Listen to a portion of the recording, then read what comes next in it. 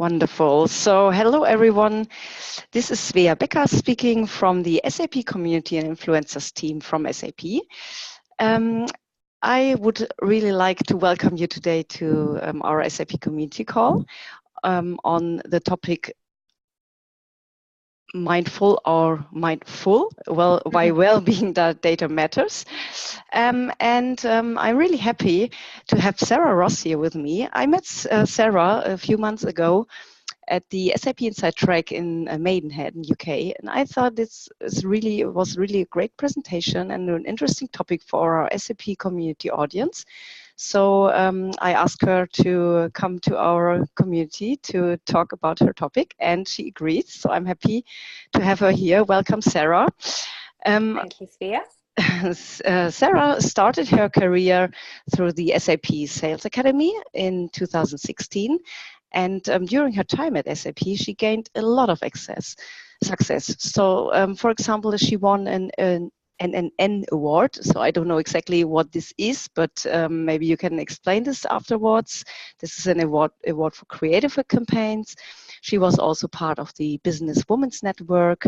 She mentored a new graduate coming through the academy, and she became a member of the SAP UK Foundation Charity Committee and secured £10,000 grant for a local charity. And she was an avid blogger. So the bad side for SAP is that she recently decided to accept an opportunity to join the partners. So she's working now with Abaco, and she's the sales manager for Success Factors, S4, and Analytics. So welcome, Sarah. Thank you, Svea. Hello. And if you want to, you can just start right ahead, and maybe you say something about your nice awards which you won. Yeah, of course. So the award that Svea is talking about, it was a Net New Name Award. So it's for all those new logos that we used to get at SAP. So I did some campaigns to try and kind of get our foot in the door with a lot of accounts. And I tried a lot of creative ways to do that, including these video cards. And that's what caught the attention of the market unit. And that's how I got the award. So that was what Svea was referring to. Wonderful, and this is really showing how creative you are. So this is wonderful that you got a reward for that. Wonderful. Thanks, Svea. Yeah, so then I suggest that we start right with your presentation. Of course, absolutely. And just before we begin, if you guys have any questions at all, please feel free to ask in the chat, and we'll stop and try and make it as interactive as possible as we go. So my topic today is mindful or mindful, and actually I think it's a really relevant topic at the moment, and very relevant for this week because it's actually Mental Health Awareness Week. And I don't know if you guys have seen in the news today, but actually the BBC have axed the Jeremy Kyle show today because there was a member who came onto the show, and actually he subsequently died a week later, and so the show has now been axed due to kind of an investigation going on of what happened. So I think it's very relevant. It's incredibly relevant in business and of course in our personal lives. But as we'll go through the slides today, it's become more apparent to me, and obviously to a lot of big advisory firms like Deloitte, Accenture, etc., where these studies are being conducted that show there's a huge parallel between actually being mentally fit and healthy and being very effective and efficient at your job. And I think as businesses and as people who are leaders in organizations, there's a lot that needs to be done to equip employees, to give them the tools they need within this very difficult and sometimes dynamic world that we live in now, where we're always on. So I just wanted to kind of start off with that, and especially the relevance of the Mental Health Awareness Week.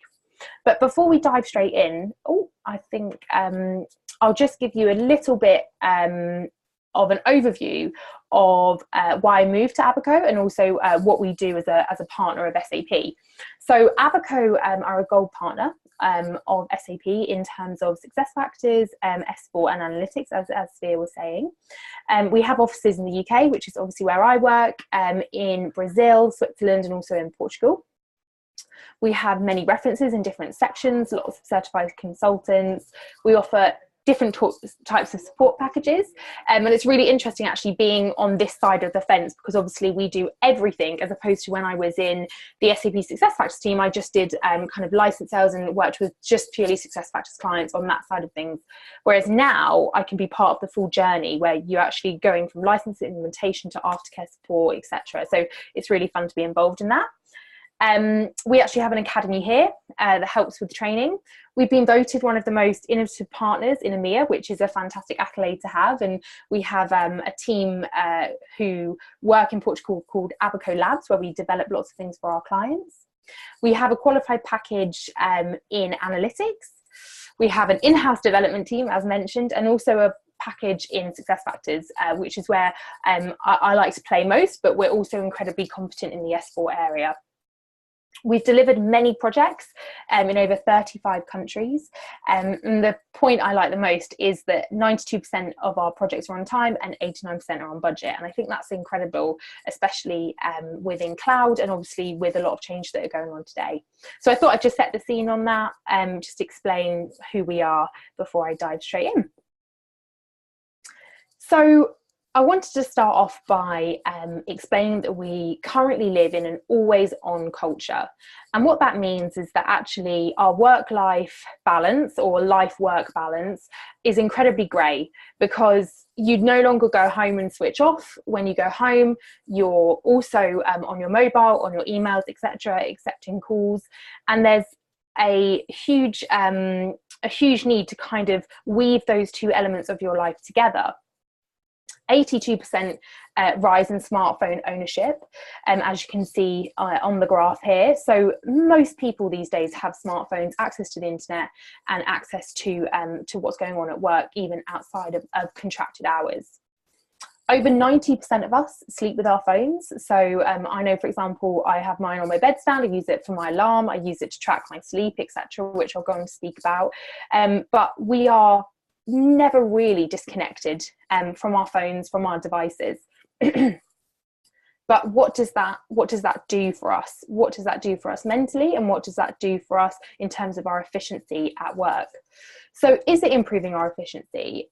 We could argue that yes, we're far more efficient, we're able to send those emails, we're allowed to get a lot done, but is it making people happier? And actually a lot of research that I've done, and also from people I've spoken with, they're not as happy. And we'll explore that as we go through. And obviously you want happy and engaged employees to produce the best work. So, personal data junkies. I think these days, and a lot of this is my opinion, so please don't take this verbatim, but a lot of people these days love collecting data on themselves. So I personally, as I was just mentioning, I have a sleep app, which I don't know why I do it. I just love seeing the percentage of sleep I've had. It will tell me the quality of sleep I've had, if I've woken up, all that kind of stuff. And I like collecting that data. I know a lot of people will have Fitbits, they can track their steps in a day, and all of that is obviously helping us to be healthier people, but it can at times become a bit obsessive, or you can be collecting a huge amount of data on yourself. 1 in 3 people track their health and fitness with a device or an app. The Rise of Sleep Cycle is the app I was just discussing in terms of what a lot of people actually use to track their sleep. Fitbit currently have over 24 million users. And although we've got these devices, we've got this ability to track data, there's actually a huge rise in stress that comes with it. And what we kind of have to explore as individuals and also as businesses is where's that balance between using technology for good and then, obviously overusing technology. Also, interestingly, in regards to personal data, I was looking at a recent report from Deloitte, and majority of surveyed millennials in 19 out of 30 countries reported that they actually don't expect to be happier than their parents. And I found that incredibly interesting and also slightly jarring, because we want to have happy generations of people. We want to have people who love what they do and also are connected with the purpose of the organisations they work at. So as I was mentioning, the use of technology to aid our mental well-being is obviously there, it's ready for use, and I'll go on to discuss that later in terms of a lot of the B2B apps which have traditionally been in the consumer model are now moving to B2B, how that can help us, but at the same time how there are things we have to do when we put down our phones or we put down our devices that actually is a holistic approach that we need to take. Okay, so a VUCA world. I don't know if many people have heard of this, but that stands for volatile, uncertain, complex, and ambiguous. And this was something that was kind of discussed quite a lot during my time at the SAP Sales Academy, because we live in a world where things aren't certain, and actually being able to adapt, being able to change to those environments is crucial in today's world.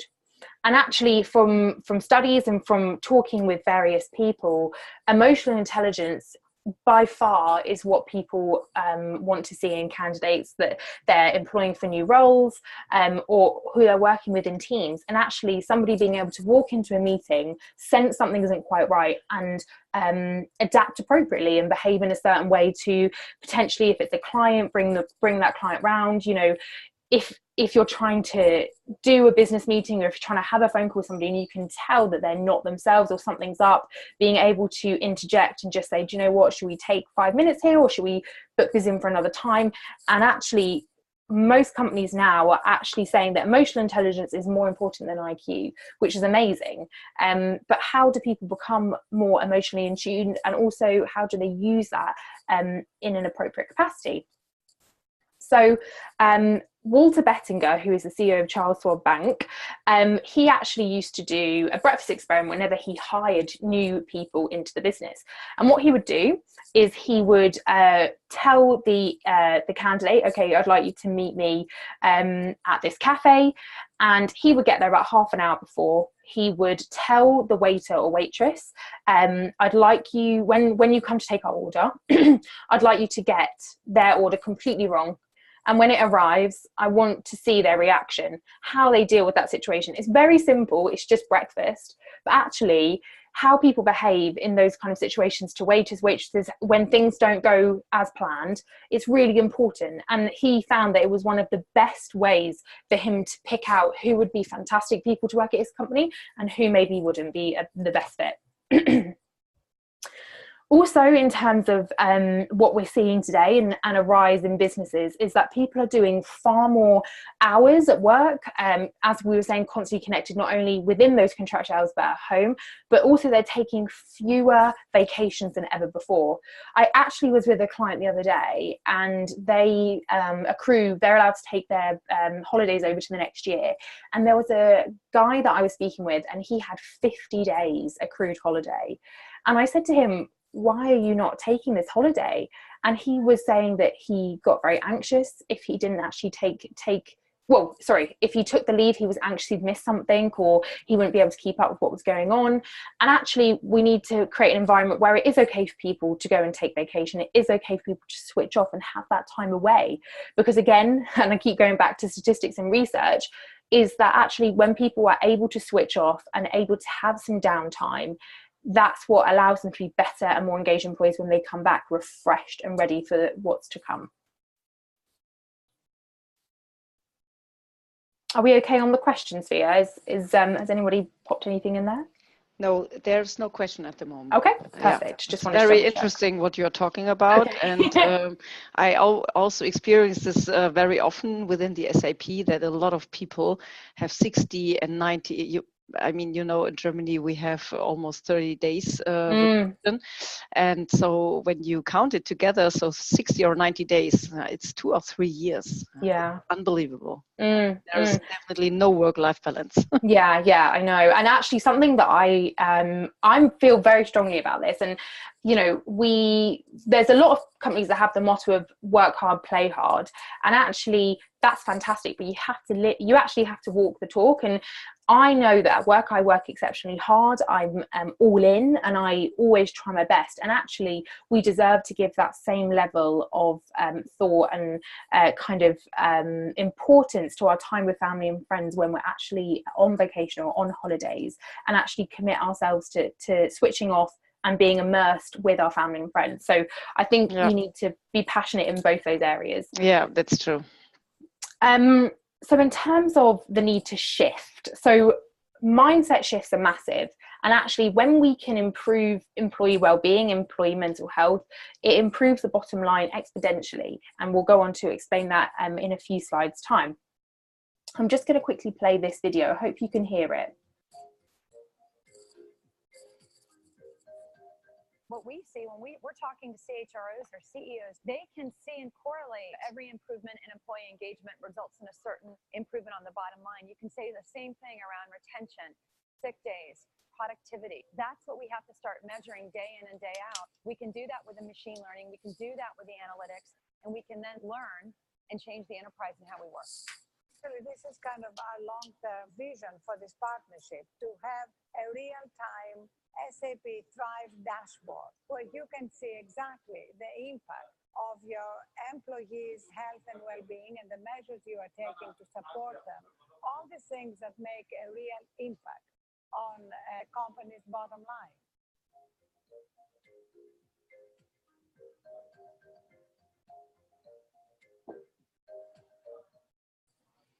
Okay. So 1 in 5 employees agreed that they called in sick to avoid workplace stress. I got some of these statistics from the Mind UK website about employees and businesses. And when we think about that, that is a huge number of people that are obviously very stressed or finding situations so unbearable that they can't actually come into work. And that obviously is destroying efficiency and also, you know, creating an incredibly bad culture for people who work in those organizations. 56% of people said that employees could do more to improve their staff well-being, and we'll look at a chart in a minute to look at kind of what employees want today versus what employers actually provide.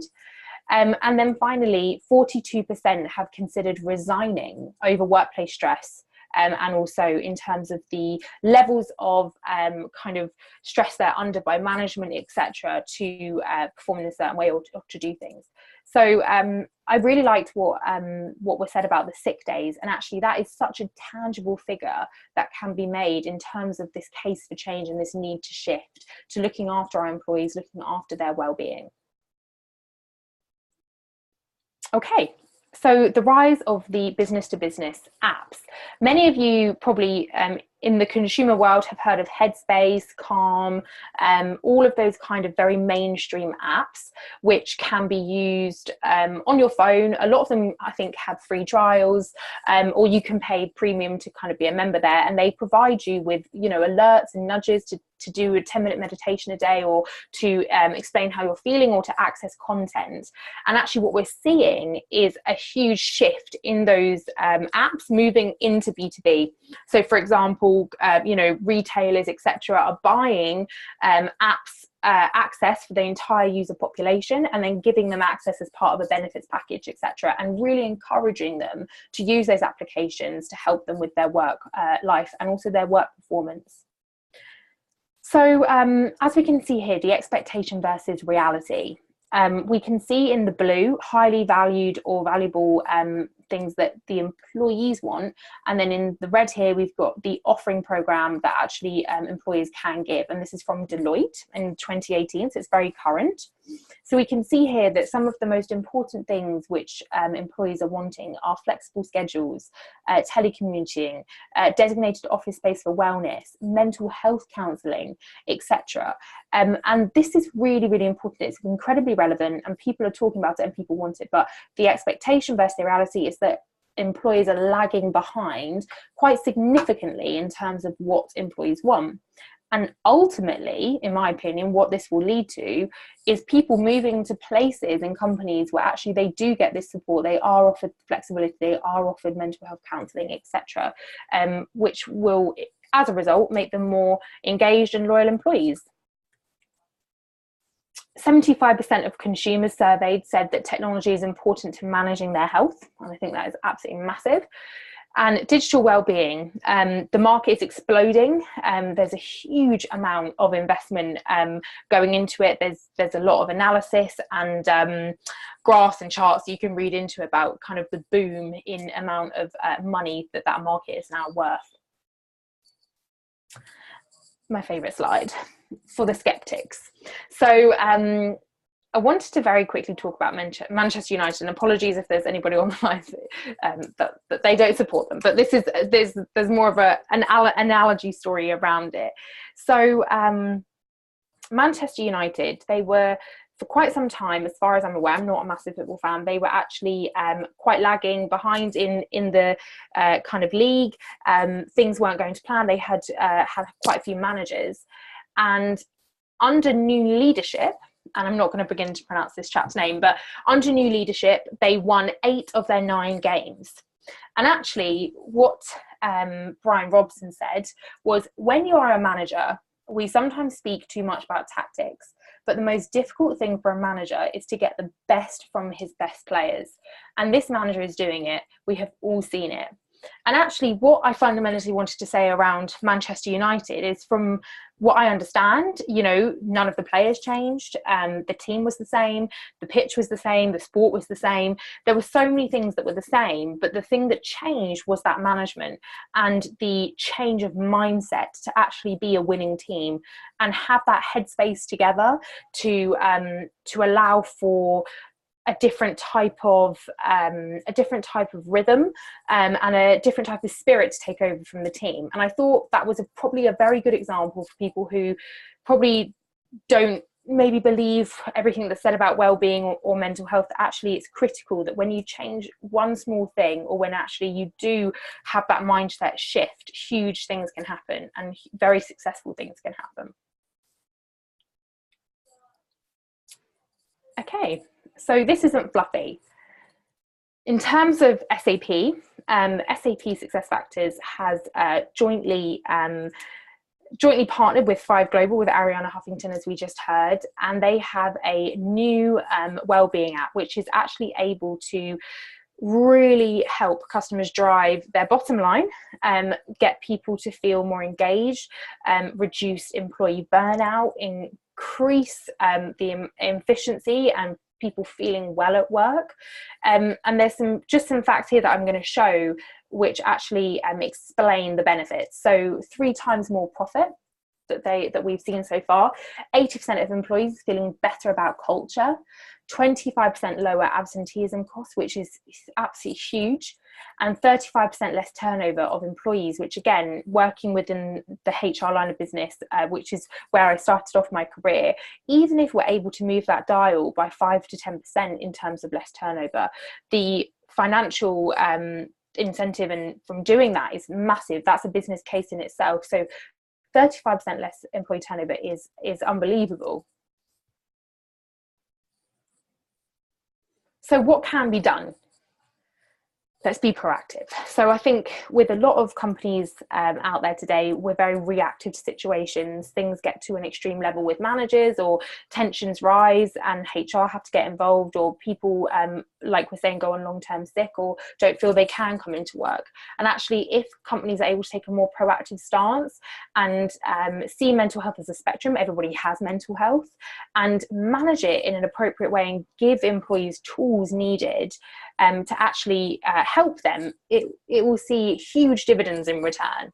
So entrepreneur.com says that it can be done in as easy as 1, 2, 3, 4. So it can be seen in career development, giving people work-life balance, managers' behavior, and also well-being. So the SuccessFactors app with 5 Global, it's called Work Life, and what it does is it aggregates and it anonymizes employee feedback. So whoever uses the app, a manager or a manager's manager, can go on and they can see in real time how an employee, how a team is performing. You can never have less than 10 people in a team. So if there is, for example, a very small team of 2 or 3 people, it wouldn't necessarily be appropriate for them to be on the app, because obviously then you could probably tell who was who, but it has to be 10 or over, and you're able to aggregate and anonymize that feedback and understand how that team is doing, if interventions need to come into place, if you know you're going into a very busy season. So for example, in SAP, Q4 was always our very, very busy season. So, you know, measures were put in place to try and ensure that people were feeling relaxed, able to take breaks, etc.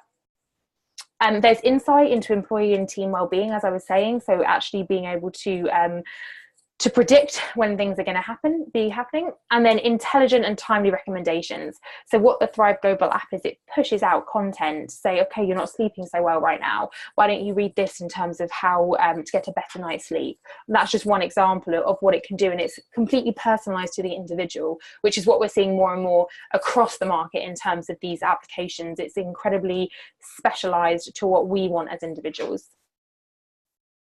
So I know I probably whipped through that quite quickly, but that is overall kind of my opinions and what I have to say on mental health. I'm incredibly passionate about it myself, and I know how important it is to feel well and to have well employees, but I would welcome any queries or questions, and I can also put you in touch with the lady at SAP SuccessFactors who kind of heads up this product, and it's something we can resell at Abaco as well and implement. So if anybody was interested or wanted to find out more, I would welcome them contacting me later on down the line, or if you just wanted to have a discussion, I would be more than happy to do so. So thank you. Thanks very much, Sarah.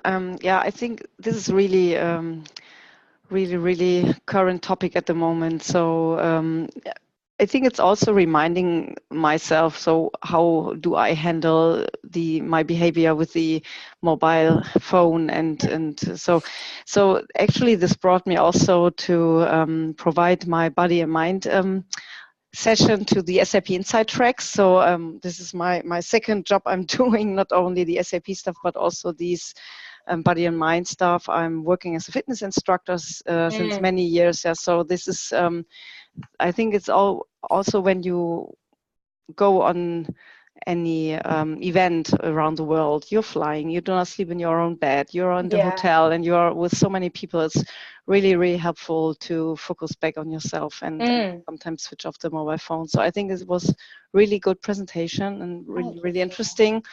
So I wanted to ask the audience if there are any questions. So far, I did not get any questions in the chat. I don't know actually if anyone received my message in this chat.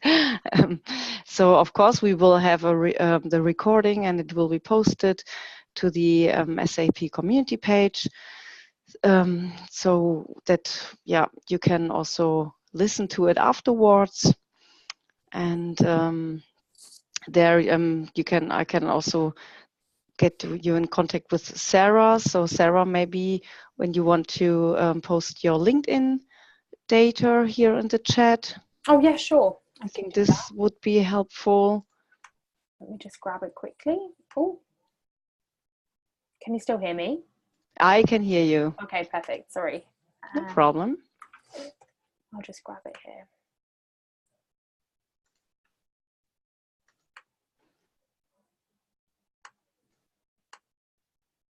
And I will post the link for the recording. Okay. I'll just pop it there. There we go. So you have it. But yeah, if any questions, let me know.